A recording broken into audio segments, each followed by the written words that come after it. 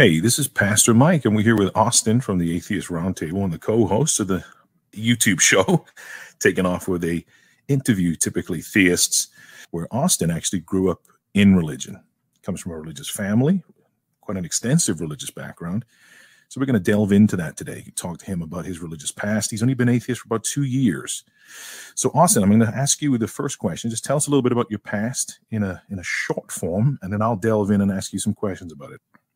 Thank you, Pastor Mike, and really diving into my story.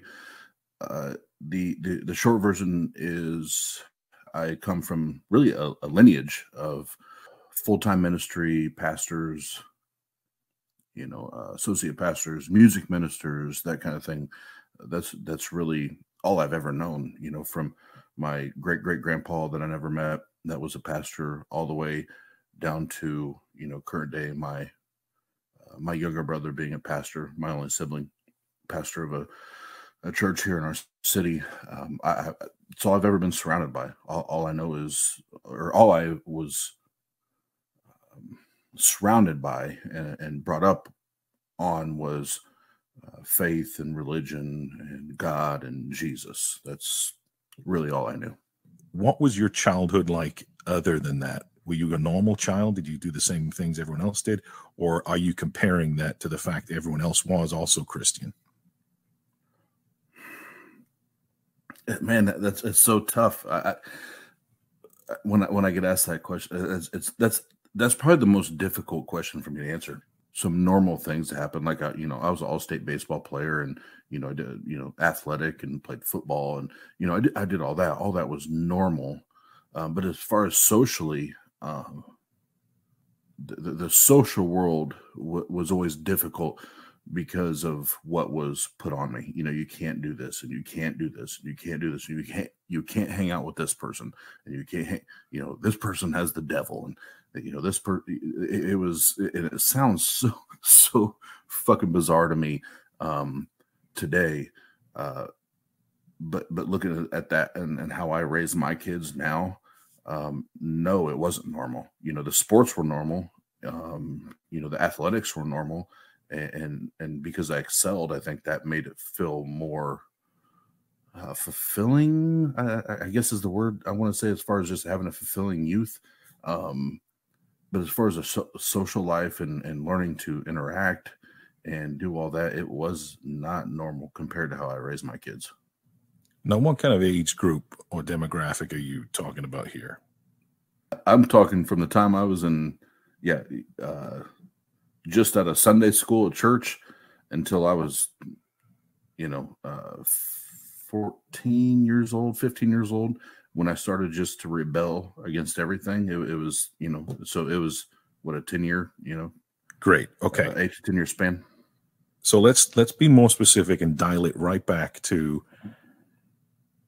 when you first kind of understand what religion is and whether or not it plays a role with what you have to do. So we're kids. If I'm like a 6-year-old kid and I'm outside playing, or I'm in school and I'm playing with my friends, how do you differentiate between what your friends are doing and what you're supposed to do and what you're being told to do, maybe by a parent or somebody of authority, like a teacher or somebody like that? Yeah, so that's good perspective. So I just remember little things like whether it was somebody was picking on somebody. Let's just use that, and instead of just trying to be the person that jumps in to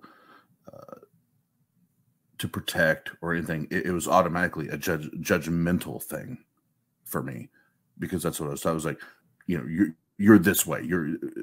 I hate to say evil, but that's what I was taught. Like you have a devil, or you're evil because you act this way or you talk this way, and you need to know Jesus.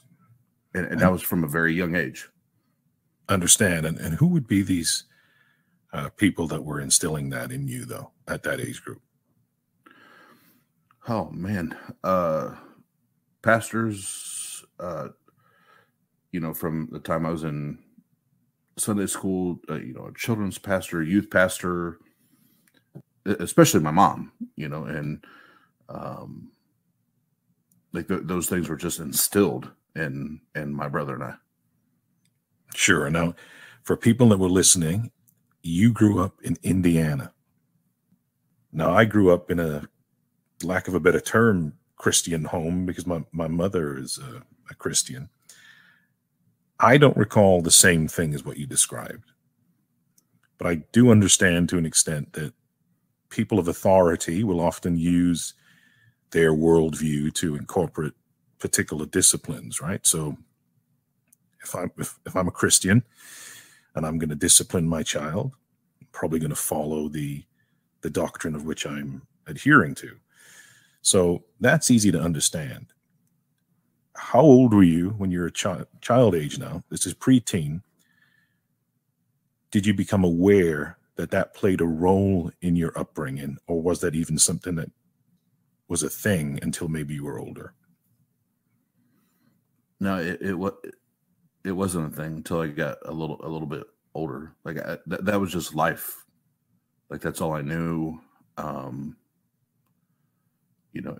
Christians hate it when atheists throw around the word indoctrination. But my life, it was pure indoctrination.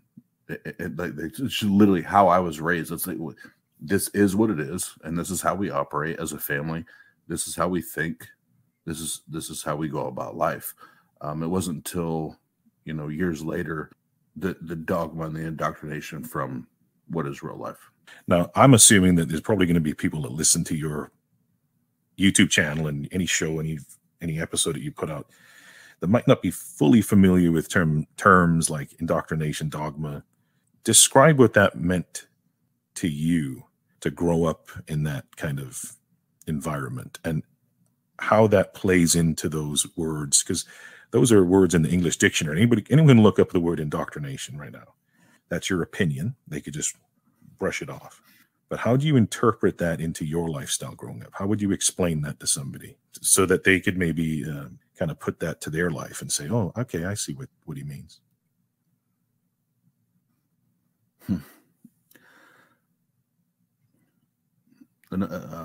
Another great question. And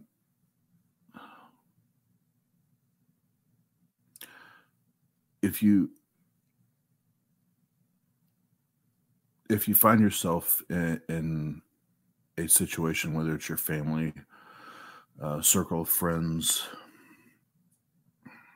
a religious organization, whatever it is, when you're taught something for so long and you get to the point that you start to ask questions or push back or just have curiosity on why is this? Why do we believe this? Why do we do this?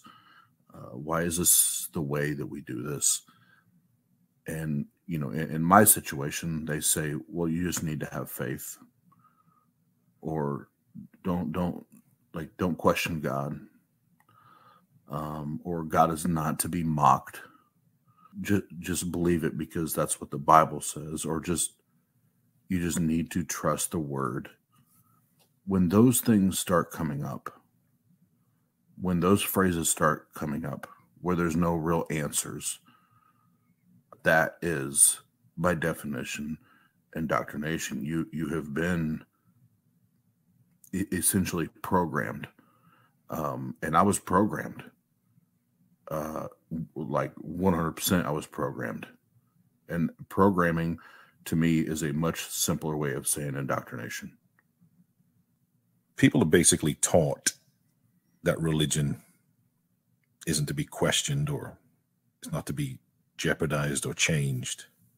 But there's billions of people that adhere to that doctrine, and they teach their children and they teach their families, right? Would you say that this is a fair statement, that there are Christian families in America and in the world that are loving and teach good values and have a good and loving upbringing? And if so, What do you think differed in the way you were brought up?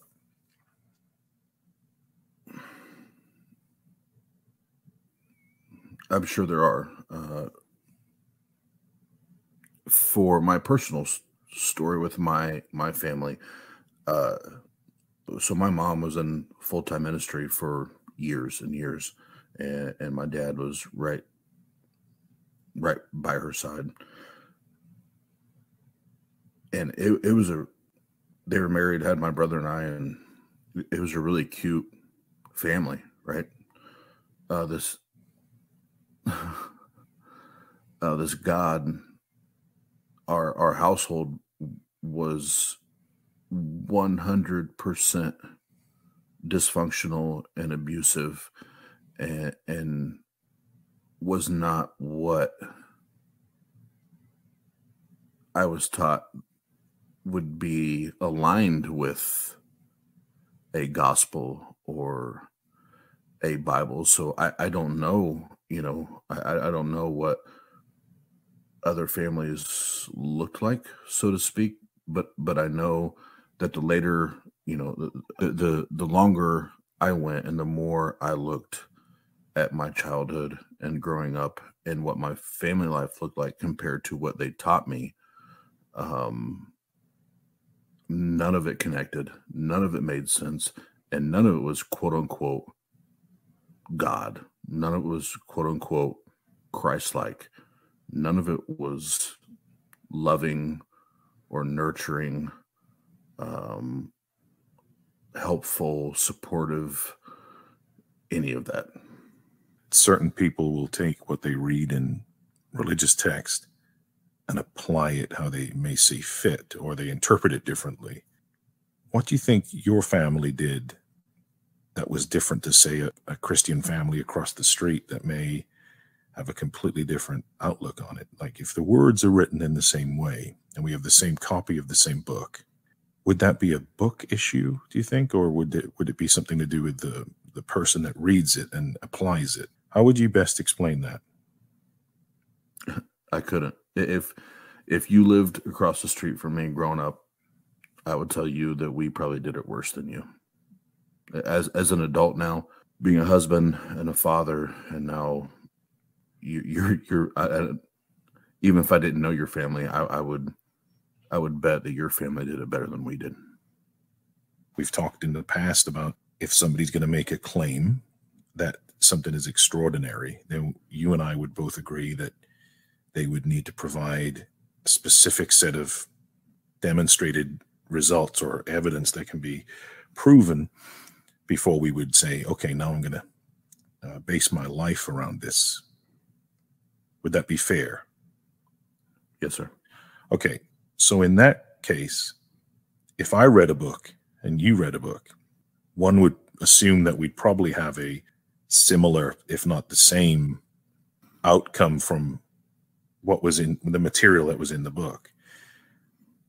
What I struggle with, at least, when I see the conflict of interest with families in the United States, especially with Christian families, is the lack of agreement with what is in one verse and another. Your family raised you based on what they thought was fit from their faith, whereas another Christian family might do something completely different, yet they both claim Christianity as their religion. Would you think it's fair to say that it's likely a religious issue or a human issue?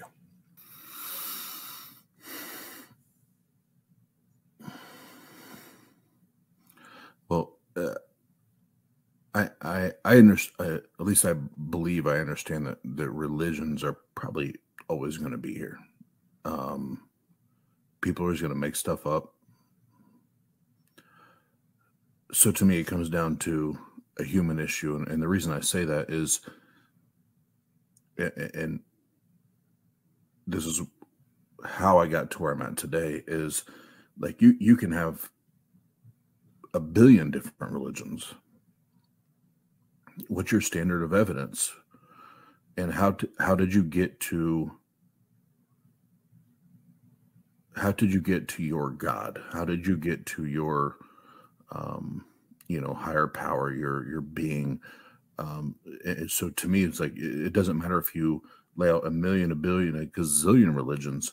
At the end of the day, as a human, we have to say, okay, how do we demonstrate and how do we prove that this God of this religion, or this higher being of this religion, exists? And that's something that as a kid, like I wasn't allowed to do that. Like, you question God and you doubt God. You've lost your faith, and you just need to believe. Like, you don't question God.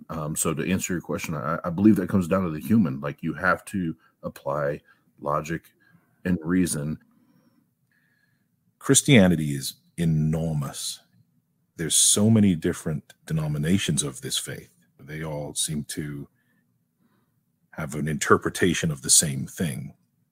What I try to understand is, if you've got a group of people that apply it differently, slightly different, almost the same. Some people report to have wonderful upbringings. I could have a conversation with a person that says they're Christian. They had a joyful childhood, joyful teenage years, joyful adulthood. I could speak to an atheist that could have trauma, and it has nothing to do with any religious trauma. They could have been brought up in an abusive household. Their parents were also secular parents. What I try to understand is, what do you describe as trauma? What are you traumatized from? Were you abused by verses from the Bible? Were you treated unfairly because of the Bible for a preference that you've chosen throughout your life? What are the things that your parents did based or tied into religion that you feel that were unjust, that we can then compare and look into to see if it was a human issue versus a religious issue? So here's the thing about parenting within religion and the dogma that lies beneath it. But very much now that I'm an adult and I understand what abuse and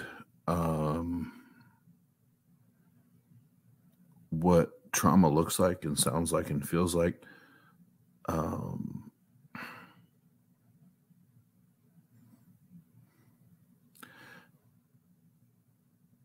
if I were to as much as say something that my parents interpreted as disrespectful, anything that could be interpreted as disrespectful, I can't even count how many, like multiple times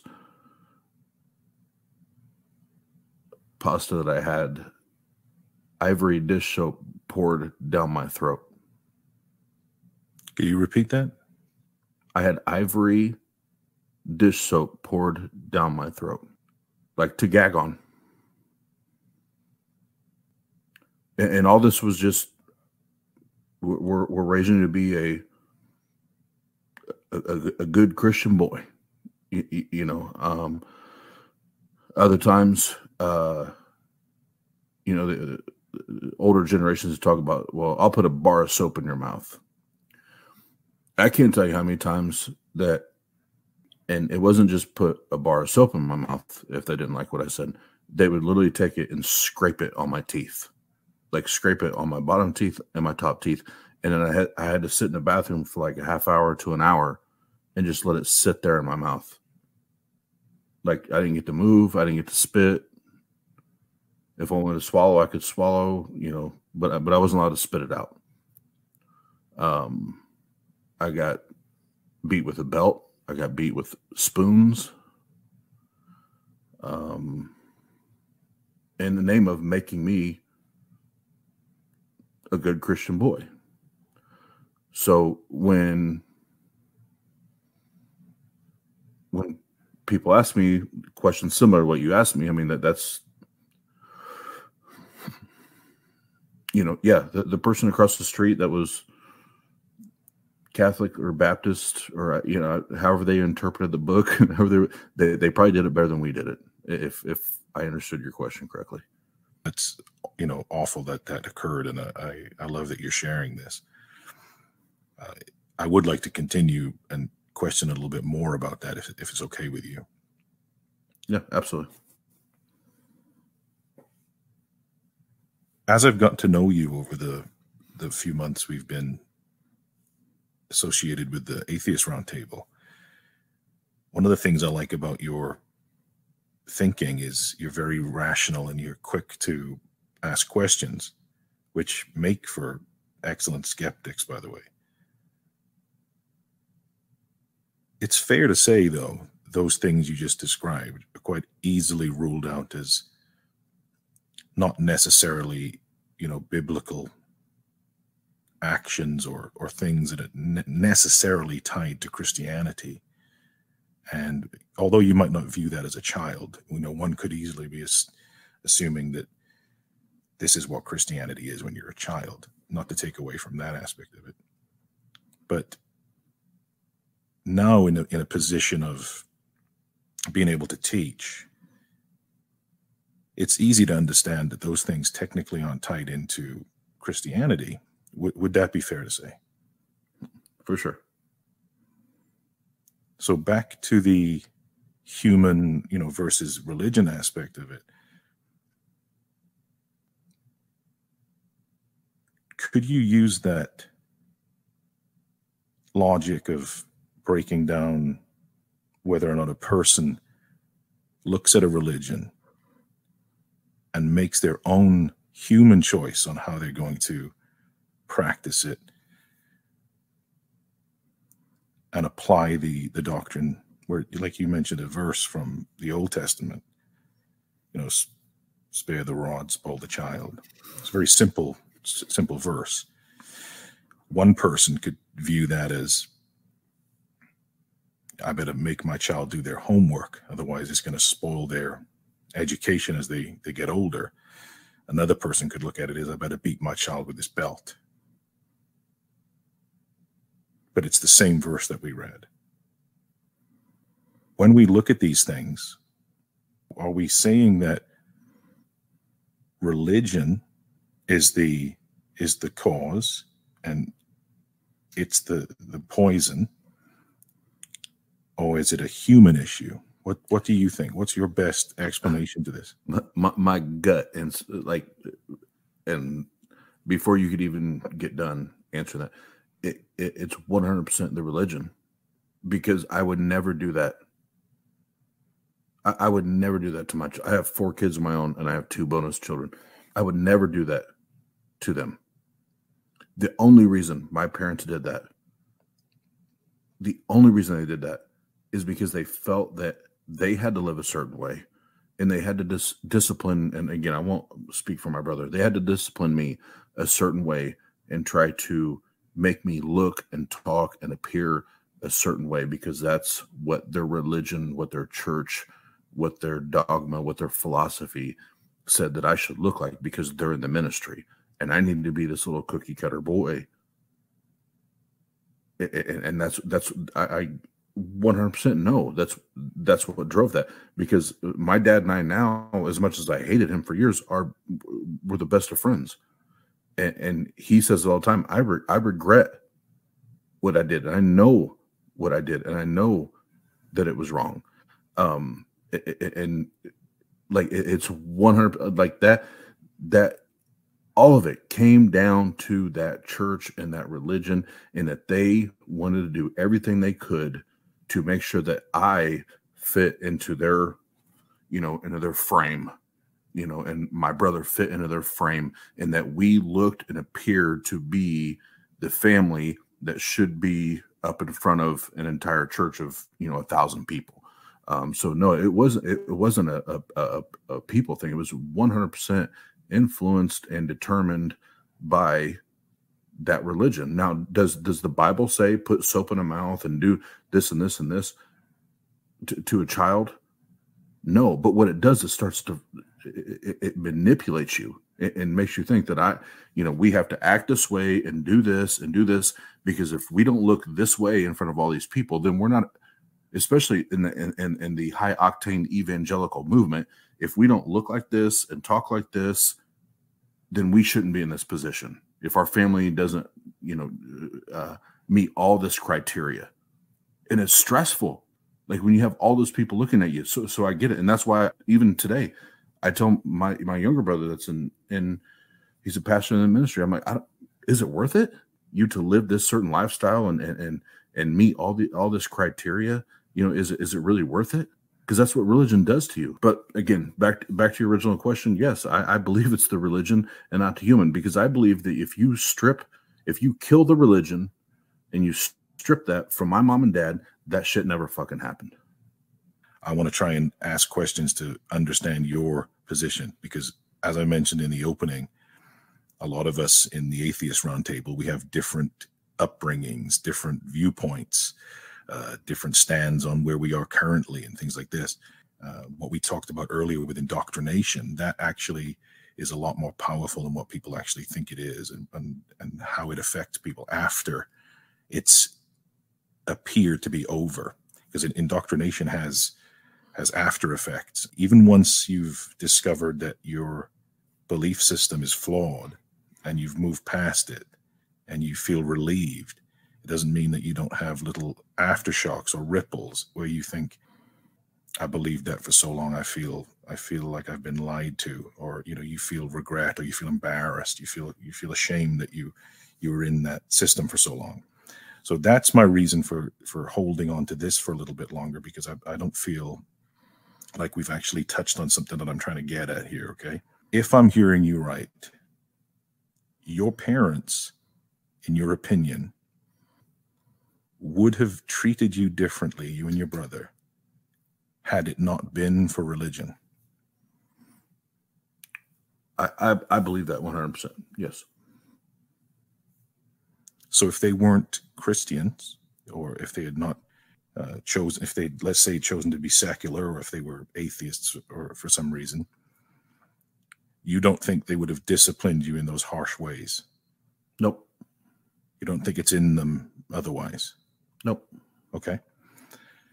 Why do you think that there are people then that don't adhere to that stuff that are also religious?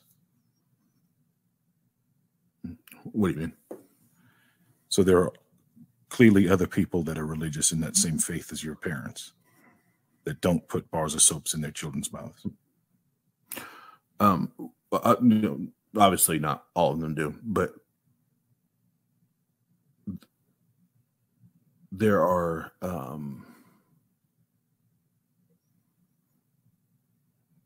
and without outing anybody, I can tell you it just from the, like I said, going to grow up in a church of, when we first started 200 up to 1,000, by the time it blew up, and going to church with all those kids and those teenagers, especially in the, and keep in mind, I come from the very high octane evangelical movement, the Rod Parsleys and Benny Hinn's and Kenneth Copeland's and, all that high octane.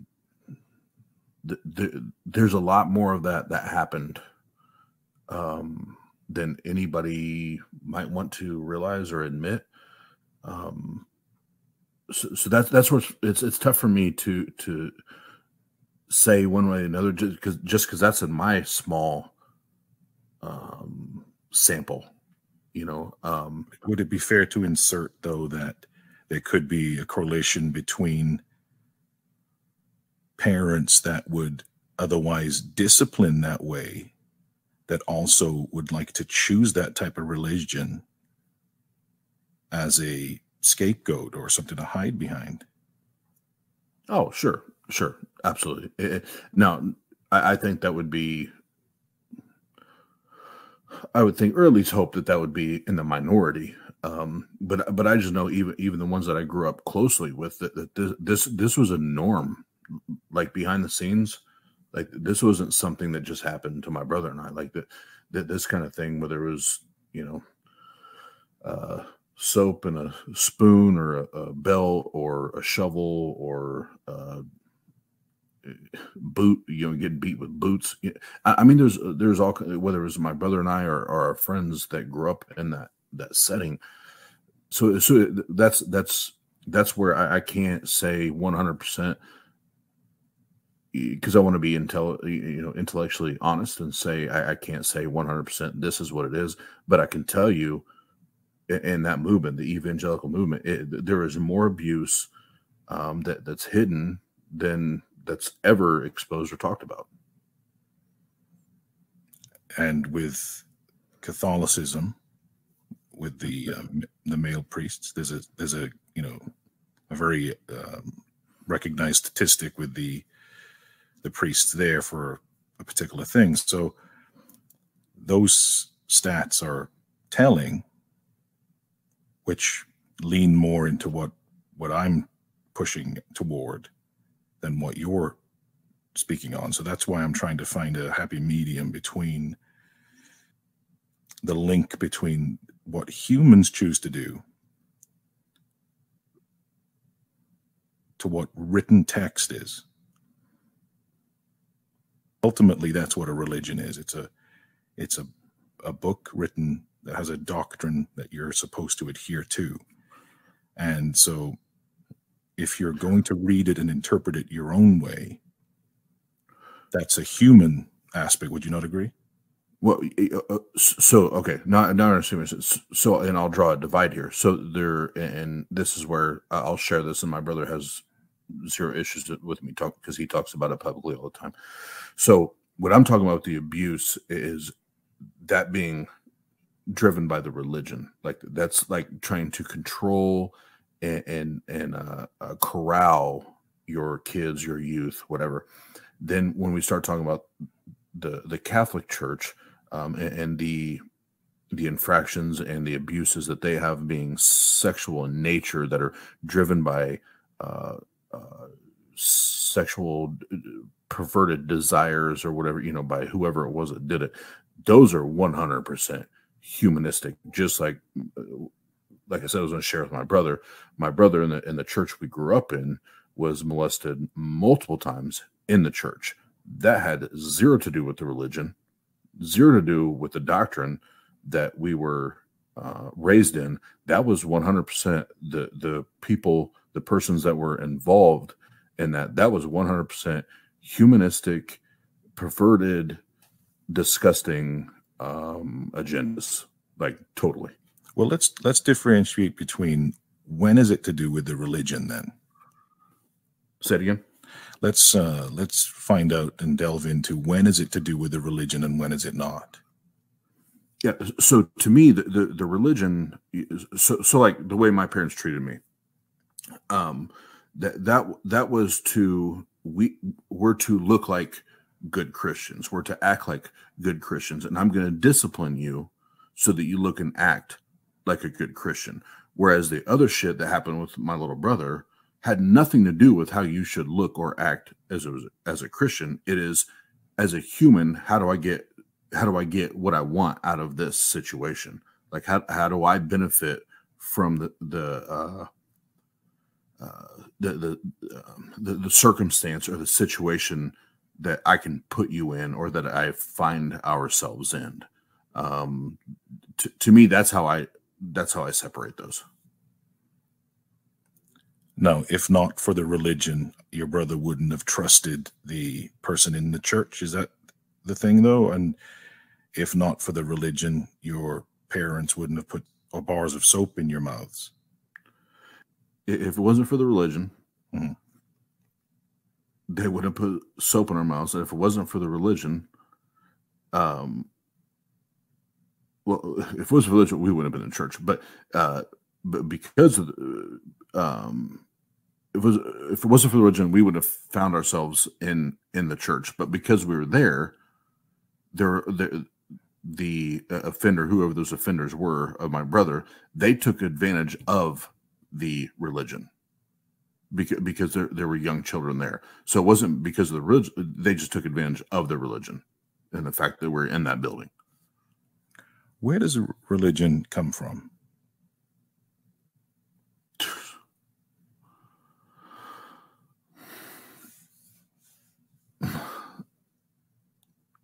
You know, I've spent 4 years trying to figure that out. Really, what I come down to, my studies is control. No, what created religion? I don't know. I've studied it for 4 years. I don't know. I don't know what created it. Would you think it was something supernatural? No. Then what would the other possibilities be? It was man. I mean, some man came up with it, but I don't know why. I don't. So other than control. Yeah, but religion is a human thing. Correct.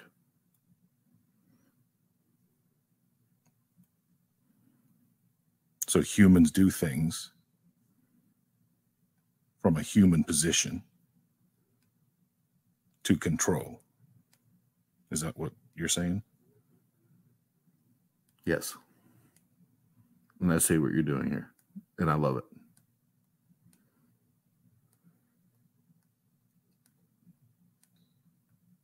You have children, right?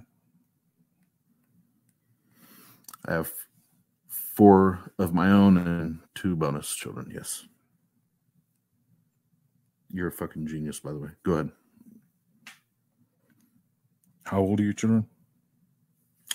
I have 4, 9, 11, 18, and then my bonus children are 12 and 14. Have they ever had soap in their mouth? Fuck no.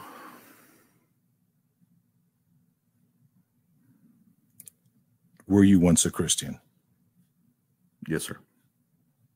Did you believe it honestly? As a kid, maybe, but once I became a young adult, I've questioned it. Really, I remember the first time at 14 questioning it with my mom. So I don't know that I ever, with a rational brain, ever really believed. Do you recall like praying and asking for like signs and to hear from what you assume to be God, or do you recall the types of prayer that you did, or how do you even refer to that? Is it you when you pray you ask for asking for forgiveness? Is that what it is? Oh my God, we ask for all kinds of things, whether it's healings, finances, my mom shoving it down my throat that I need to be able to pray in tongues, and I couldn't put it all on a list. I mean, there's thousands of things that we were told to pray for. Sure, and you can remember doing that. Yeah. Yep. Okay. Do you recall ever assuming that you experienced any like sign or anything back from a God?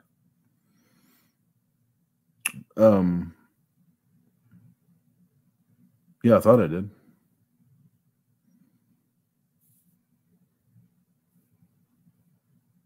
What were they?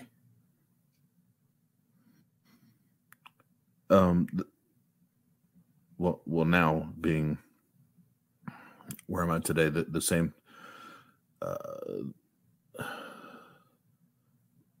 the same endorphin or adrenaline rush or goosebumps or just state of heightenedness that I feel like, like Post Malone's my favorite artist. I've seen him 2 or 3 times live in the last year. And it was the same feelings I had when I went to his concert, and I was like, fuck yeah, it's Post Malone. I love his shit. It was those same type of endorphin and energy rushes. Do you ever recall praying and not getting anything like that back, and then having doubt? More times than ever getting confirmation. Yeah. So what would you say was your turning point? Because you've now, since grown up, you've experienced trauma as a child. And personally, I don't give a fuck about religion personally. I think religion is a thought process of people from a long time ago that didn't know how to explain things. Since we've passed that part of the interview, you don't know how to explain things. False dichotomy. It's that. That's what it is. You know, you just jump to the, you know, the available thing that best explains it. So if you're an evil person, you'll do evil things, and you'll find good reason to do it and hide behind it. You don't like a person's preference, you find some scripture on it, you're excited about it. You'll use that scripture. Now, if you're older now, you're an older person, you may have moved on, you may have distanced yourself from your parents. When do you say to yourself, I don't need this anymore? Like, when's the age where you choose to question this worldview and belief or lack thereof? When was your turning point? I've been officially atheist for, you know, a little over 2 years and searching for a long time, but it just shows that still how entrenched that shit is in people. When they like, you guys know me. You guys know me, other than Tia. You guys know me better than anybody right now, and that's still subconsciously that was my answer. Humans are what can indoctrinate you, not the religion. Religion doesn't indoctrinate you. Humans do. Humans indoctrinate you. Like I could have the power to indoctrinate my children into something because they're impressionable. Well, but that's what I'm saying. Look at what, and I'm sorry if I didn't specify that. My parents in what they sought out to prove or do or establish, like still at 38 years old, when I feel like I'm as far removed as I've ever been from it, that's still how I answer. Oh yeah, you were abused, Austin. You just described abuse. You just literally went on film and went into detail about child abuse. That's not religion, by the way. That's called child abuse. You know, I can blame child abuse on a Harry Potter book if I want to. I can beat my child with a magic wand and say Harry Potter book told me to do it. It's the same argument as what you just gave your parents. Correct.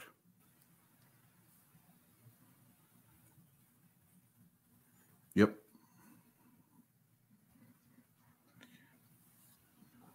But you finally got to an age where you said, no, I know this is going to affect my family. I know it's going to affect my personal life. It might even affect my job. When was that? So I have Mike actually in the feed now with us, Austin. So I'm going to ask a few more questions about your Christian past. Mike and I obviously don't have that. So kudos to you for finally breaking away. The first question in relationship to you leaving your faith was, how old were you legitimately when you actually thought something isn't right? There's likely a need for me to check or look into this claim that I have that there's a God, or I may need to find out if there's more evidence or knowledge in this subject. When was that?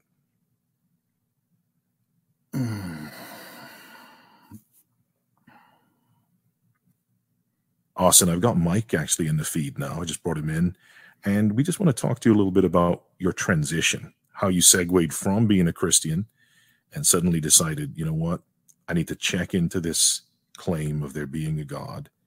Maybe there's more to it. I need to check into what constitutes as evidence.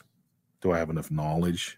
Is it worth me living in this trauma thriving environment? Should I actually seek more? How old were you, first of all? Because Mike and I have never been Christian or never been religious per se. We have slightly different viewpoints. So I think it's fair that the two of us kind of tag team you here with some of these questions at the end of this discussion. So if you're okay with that, we'd like to proceed with a few more questions, okay? Yeah, absolutely. So I believe the first time I remember really starting to push back and really be aggressive with my questions and my wondering was probably about 19, 20 years old. Mike was in his mid-teens. He just thought it was nonsensical to be religious. I think I was, just before I was 10, my mother told me a crazy story I thought was absurd. And then when I was a teenager, I just thought there was no point. I actually didn't see a point in believing in a God or a religion. So we don't know what it's like to be religious. Why would you leave something knowing that it would jeopardize so much and cause so much potential issues with like family, friends, career, things like that? And this is my last question. I'm going to turn it over to Mike, and it's been a joy to talk with you, Austin, and thank you for sharing so much with me today. Thank you, Pastor Mike. I appreciate it. And thank you for your questions, because you've helped me. You've helped me a ton tonight.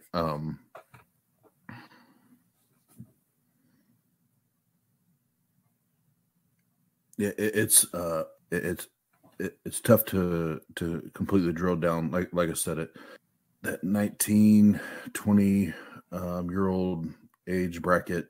You know, I really started to question. My mom has had just a slew of not just mental, but the physical health ailments. And I remember sitting on her bed and talking to her at 19, 20 years old, and just all, like, she was literally giving all of her money and all of her time and all of her assets and everything to this God.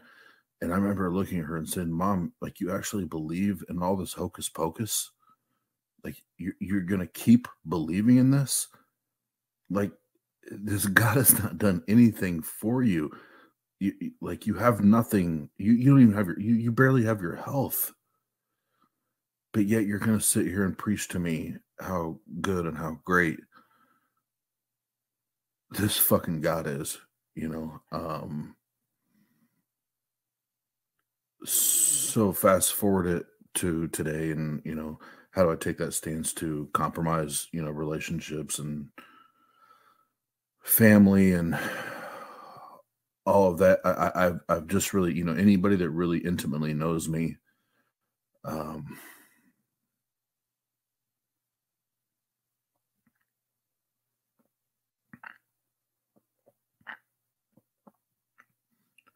and spends time with me, they know that I'm just always going to be as authentic and as real and as vulnerable as I can be. And if people love that, great. We can talk. And if you hate me for that, that's great as well. But the best decision I've made in my life is to separate from organized religion and Christianity as a whole.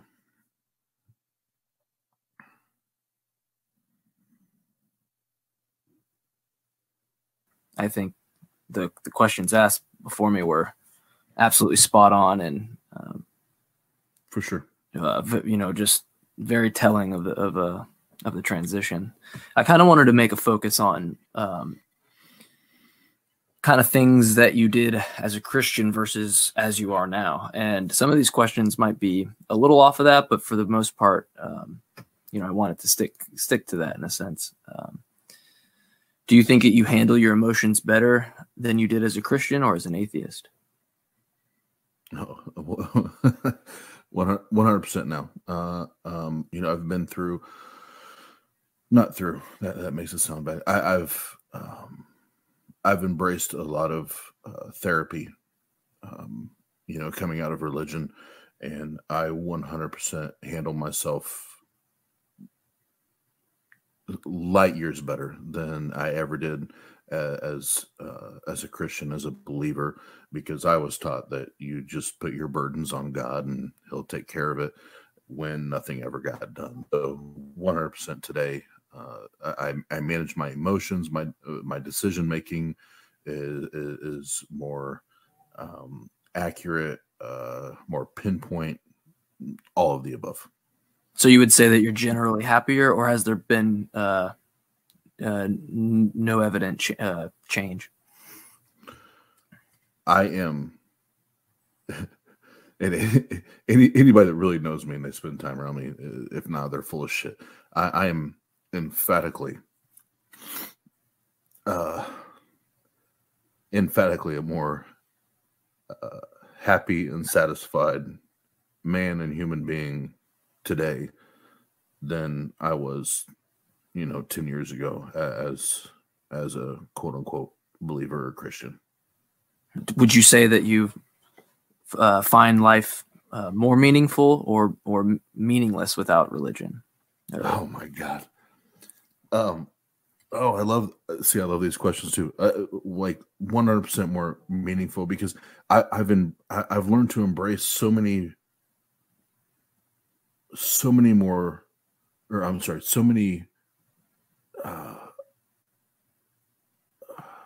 different lifestyles and life views and aspects and approaches and opinions. And like, I've made so many more friends and relationships and learned to love so many different people and all that, since that, where, when you're stuck in the religion, the dogma, and the judgmentalism, and the criticism, and all that, like, you're just taught that, like, these people are off limits and you can't have relationships with them, and you don't go out and have dinner with them, you don't associate with them unless they do this. I've just come full circle, where it's like I now have experienced so many more good times and great times as an atheist than I ever fucking did as a Christian. Yeah. What would you say to the people that might be on the fence, or maybe they're not on the fence, maybe they're still a Christian? What would you say to them if they thought life is meaningless without religion?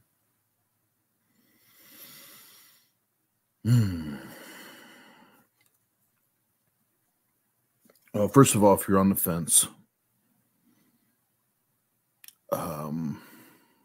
just jump with both feet. And if you need somebody, all of our contact information is here. Like, I'm always here to help. I fucking love helping people. And I can tell you can spend the next 5 years trying to figure out God and the Bible, or you can spend the next 5 years really learning who you are, the true you. Because here's what I know, and Christians are going to hate, the ones that view this are going to hate this, are going to say you're full of shit. But I really don't know a lot of Christians that really know who they really are, that have their true identity. They know who their authentic selves are, and they've located and identified who that person is, because they're so lost in their identity in Christ, so to speak, because that's what the Bible says. They don't even know who they are. They just know who they are through the Bible and through the dogma and through that religion. So if you're there, I'm here, and I will help you. I'm not a professional, but I've been through it, and I've done it. And all I can tell you to do is it's fucking scary as fuck. And I was just telling Tia this, my girlfriend, this last night. We were on a trip, And I told her, I said, people don't realize how scary it is. Because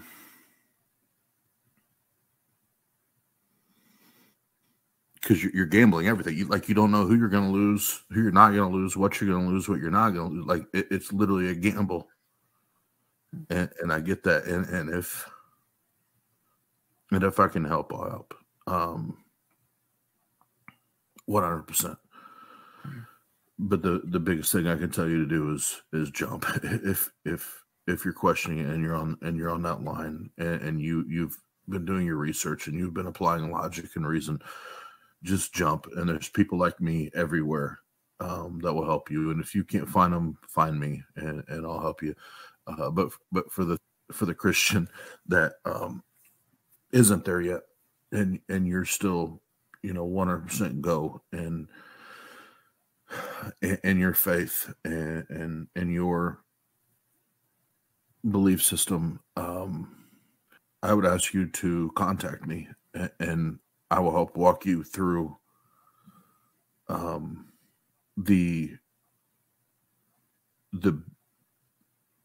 biblical breakdown that I went through that caused me to say, you know what, I can't do this. I'm not. It had nothing to do with my parents, the abuse, all the shit that I grew up. And even what we talked about tonight is maybe a quarter of what I watched and saw and heard. Not just in my childhood, but even in the church growing up. Like I'll help walk you through the scripture. What got my attention was like, I can't do this anymore. I can't believe this anymore. This shit's not real. I'm not going to base my life, and I'm not going to raise my kids based on this bullshit. So I know that sounds aggressive for Christians going to listen to this, but that's how, that's just how I feel about it at this stage of my life. It's like I'm not going to waste my time. I don't want you to waste your time. And if you want to continue to waste your time, cool. Don't contact me.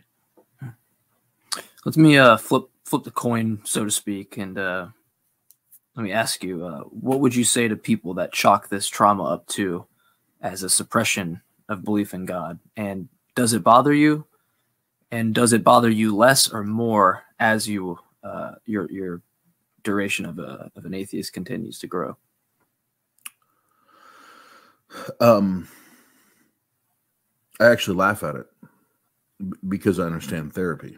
Had I not went through therapy, and if I didn't understand psychology and therapy, maybe I would bat an eye at that.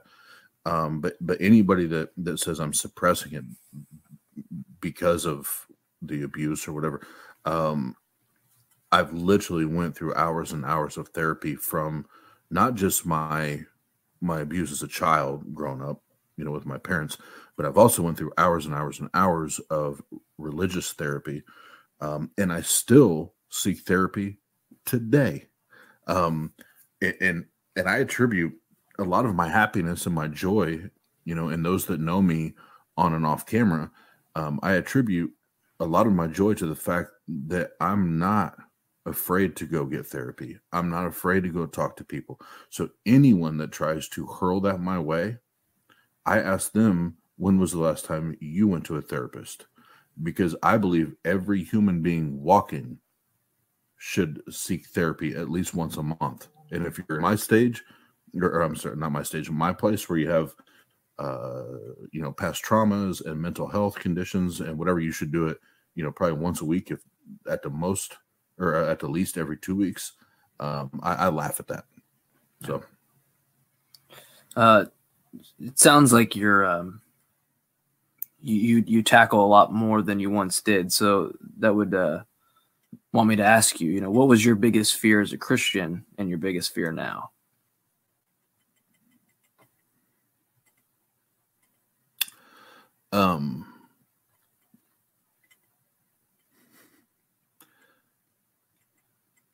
Oh man.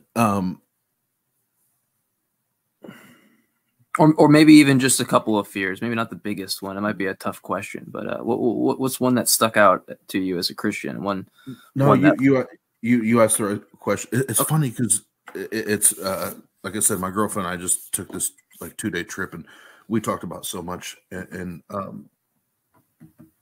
USO is my greatest fear. And as a Christian, so in the Bible, this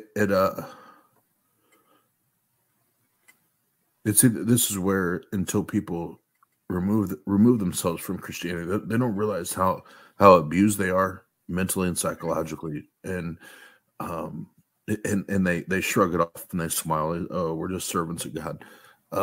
But I spent my entire childhood and my early teen years being told that I'm not good enough, and my works are as filthy rags, and meanwhile being abused in my home and always feeling inadequate and not good enough, and and if I didn't do this or did do this, that meant for eternity. If I died in a car accident tomorrow, and literally the fucking altar calls at church were like, well, if you die in a car accident on your way home from church tonight, are you saved? If not, you're going to fucking burn in hell. Like, what the fuck? Like, what are we doing right now? So, like, my entire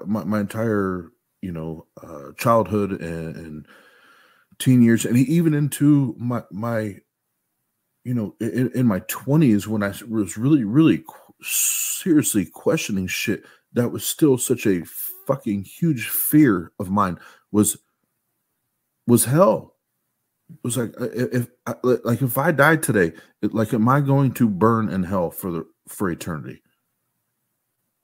Like, and that's what I was telling my girlfriend just last night. It was like, people don't realize if you didn't grow up in church and you don't know and you're force fed that shit, you have no idea. You have no idea what that's like. It's scary. Mm-hmm. So I fucking grew up with that, and that was always my biggest fear as a Christian is, am I going to disappoint my parents? And am I if I die, am I going to burn in hell? So like my biggest fear today is simply like, do my kids know that I love them with all my heart? Like, am I showing them that I love them with all my heart? like, do my kids know that I adore them? Does my girlfriend know, and my soon-to-be wife, do they know how much I adore them and how much I love them, and how can I better demonstrate that to them? Sure. On that same kind of stage that you're in, you can get me emotional. I hope that those people can value that, and on the topic of value, and I might have already asked you in the sense of meaning in life and things like that, but what would you explain to people? Religious people generally like to explain to people what they should value. That's a big selling point. I mean, what do you think? What do you think people should value? From your perspective in life. Oh man, now as being 38 and divorced and having 4 kids of my own, and now 2 bonus kids and a great career, and coming out of all that bullshit, what I value is being, as humans, being our most authentic versions of ourselves as possible, and be you as fuck. Like, it sounds so simple and childish, but be you. Like, be who you want to be. What makes you happy? That's what I value. If we can have a logical conversation, we can apply logic and reason and really go through all that. If you, at the end of the day, can still tell me that you believe that a God exists, I won't say anything else to you. I just won't. I won't say shit else to you, as long as you do that. But at the end of the day, if you're authentic, if you're the realest version of you as you can be, I'm not going to argue with you. Do you? a lot of this was selfishly for me and getting to know you better in your position. I haven't been touched by religion in that way, and it's an entirely different perspective, and selfishly it makes me feel like I'm doing something right.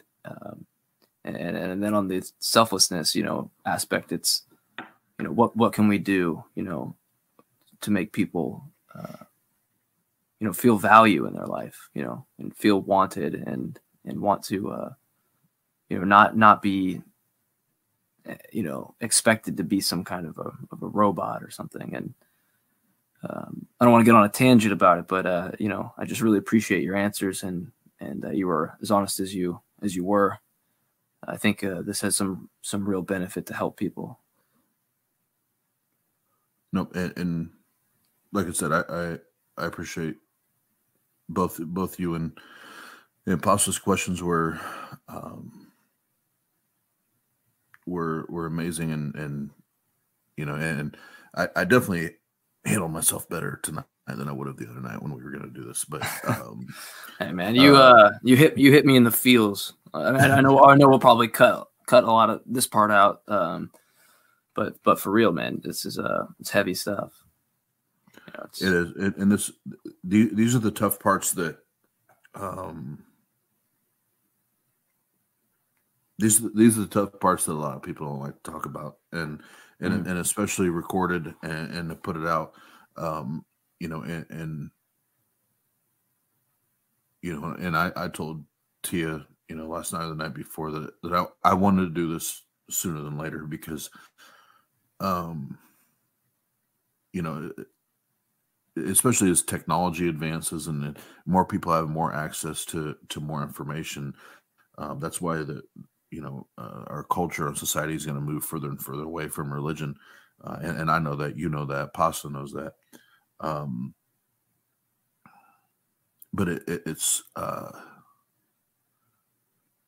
when you only know one way your entire life, it's really, really difficult. If I can just be the one that starts a domino effect where more people will talk about it, like I'm cool if this shit only gets played 3 times and then somebody else gets played 3 million times because I did it once, that's cool as fuck to me, but what I know is, the trauma part, the trauma bit of religion, not just in a family unit, but the trauma bit of religion needs to be talked about more, and recovering from religion, and and all that like all those organizations, they please go to them, please talk to them. But even amongst ourselves, we need to be more willing and more free to talk about it and not hide from it, because it's a real fucking thing, and we can all help each other. So it takes a lot to come on a platform like this and pour your heart out and open up and share what you've done that likely has a lot of people in turmoil and are stuck in a position where they're intimidated to even bring something like this up, let alone take the step to do what you've done.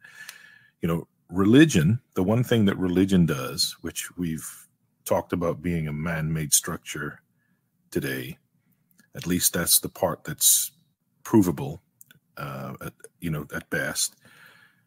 One thing it does is it incorporates careers, communities, families, lifestyles that are just something you often can't just walk away from with a simple statement. You can't just tell somebody, hey, I'm not going to this anymore. I've changed my mind on this, like you could with so many other things.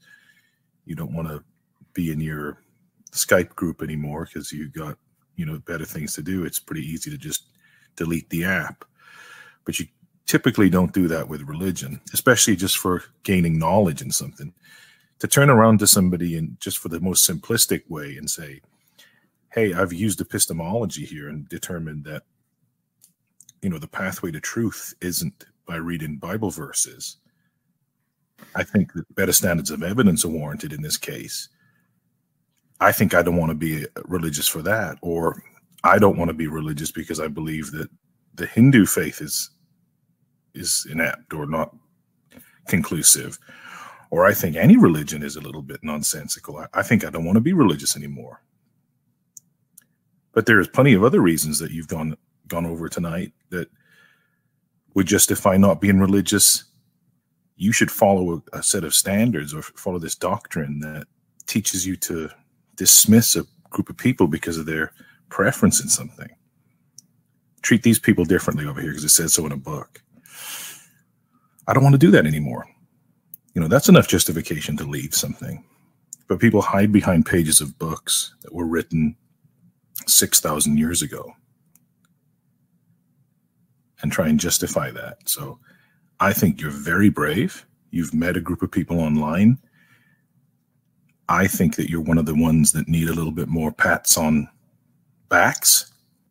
Anybody out there listening to your story, Austin, you should inspire them that you can still be a good parent, an ethical person. And if they want to debate you, where do they need to go? The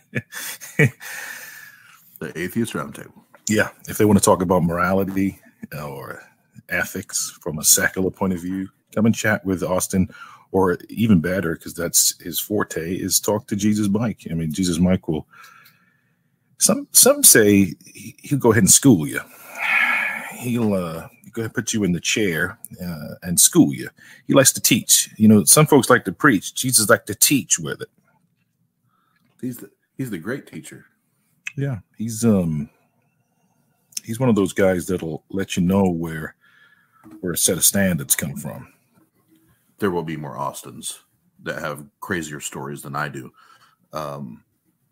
For our Atheist Roundtable and the gentlemen that we have involved in our group of friends that we've met online, I've shared with these fellows that you know, when I left the church, and about the same time I left the church, I went through a really, really terrible divorce. Like, it was nasty. And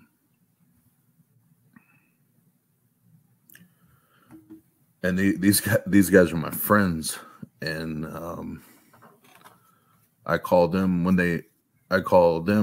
I need them, and they call me when they need me. And it's not just some online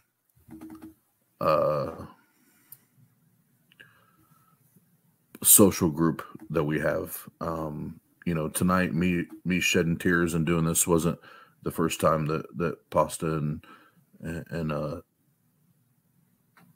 Mike have seen me shed tears. But for those that are looking for those relationships because they're scared of losing the relationship they have, and they need that, we have a circle, we have a group, we have a support system for you, to help you climb out of that and get out of that. And I can tell you, I can tell you firsthand that not just myself, but the other gentlemen involved in our group, we're full of love and compassion and empathy and sympathy, and whatever you're climbing out of, whatever religion you're climbing out of, the Atheist Roundtable, the gentlemen that are involved, and I'm sure there will be some ladies involved in the future.